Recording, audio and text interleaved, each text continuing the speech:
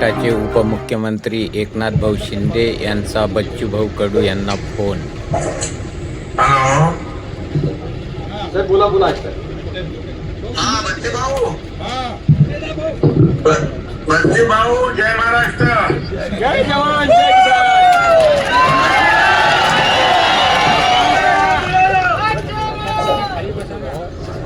बच्चे भाऊंचा विजय असो।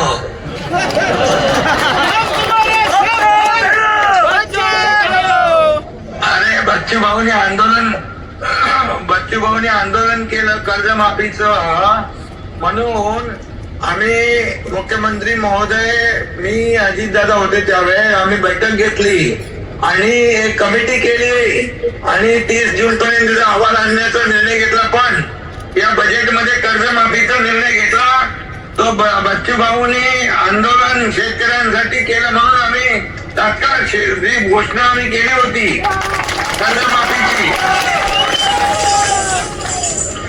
कर्जमाफीची घोषणा जी केली होती, वचन दिलं होतं निवडणूक पूर्व काळात, निवडणुकीच्या वेळेस ते आम्ही पूर्ण केलं। याचं श्रेय देखील बच्चू भाऊला जात आहे।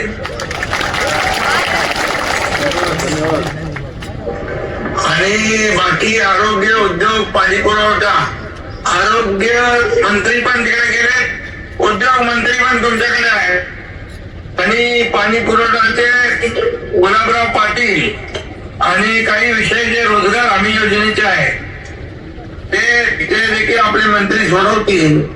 स्कायवॉकचा विषय आहे, मेळघाटचा विकास आहे आणि मी स्वतः मुख्यमंत्री महोदयांना देखील या बाबतीमध्ये सांगतो आणि याच्यामध्ये मी स्वतः पाठपुरावा करून मुख्यमंत्री महोदयांकडून आपण जे जे काही विषय आहेत, पुढील काही विषय पॉलिसी मॅटर आहे ते आपण सोडवण्यासाठी सगळे प्रयत्न करू। पूर्ण टीम तुमच्या मताशी सहमत आहे।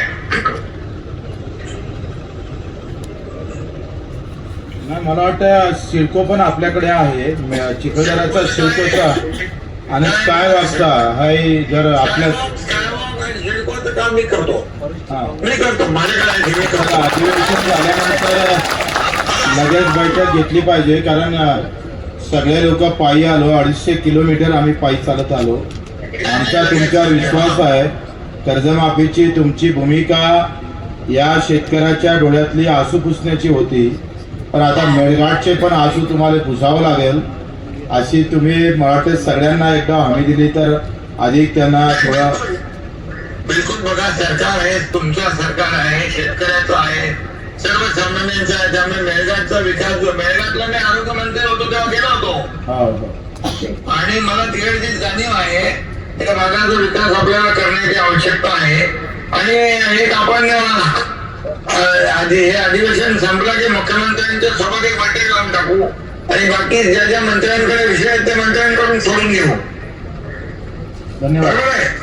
ओके ओके, धन्यवाद। आणि तुम्ही शेतकरी कर्जमाफीसाठी आंदोलन केलं, त्याची दखल सरकारने घेतली बघा, बरोबर? त्याबद्दल धन्यवाद। आपणही दखल घेतली त्याबद्दल धन्यवाद। आम्ही 1.5 लाख रुपये करा रेग्युलर कर्जवाल्यांना।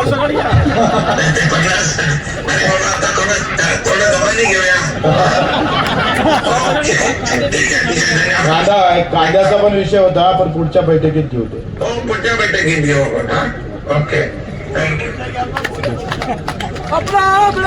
यवतमाळ प्रतिनिधी विजय बारसकर, नॅशनल एकता रिपब्लिकन न्यूज, मुख्य संपादक लक्ष्मण भाऊ वानखडे।